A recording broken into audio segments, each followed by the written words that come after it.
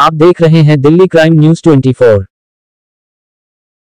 19 साल की उम्र में जब मैं अपने शहीद पिताजी के टुकड़े घर लाई तो मैं नाराज थी इस देश से। मैं नाराज थी।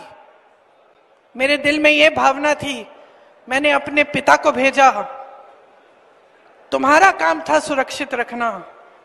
मैंने अपने पिता को हिफाजत से तुम्हारे पास भेजा और तुमने ये टुकड़े लौटा दिए मुझे, और वो टुकड़े इस झंडे में लपेटे हुए थे, देश के झंडे में। मैं नाराज थी। मैं समझती हूं शहादत की का क्या मतलब है। जैसे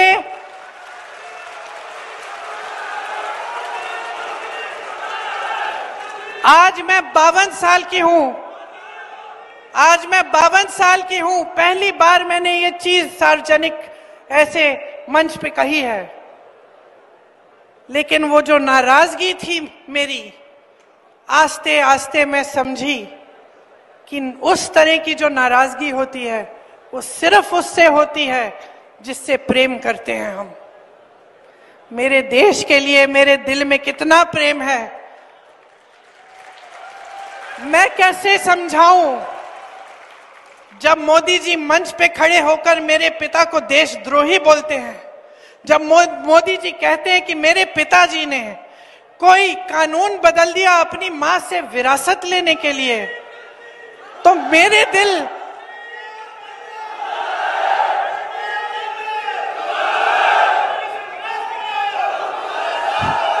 तो मोदी जी इस बात को समझ नहीं पाएंगे कि मेरे पिताजी को विरासत में धन दौलत नहीं मिली, मेरे पिताजी को विरासत में शहादत की भावना मिली। आप समझ सकते हैं, आप समझ सकते हैं। इस देश के किसान हो, इस देश की मिट्टी आपने सींची है अपने पसीने से, अपने अपने बेटे भेजे हैं सरहद पे। जब आपके बेटे शहीद होते हैं इस देश के लिए, तो मैं जानती हूं कि आपके दिल में क्या भावना है, क्योंकि वही भावना मेरे दिल में है।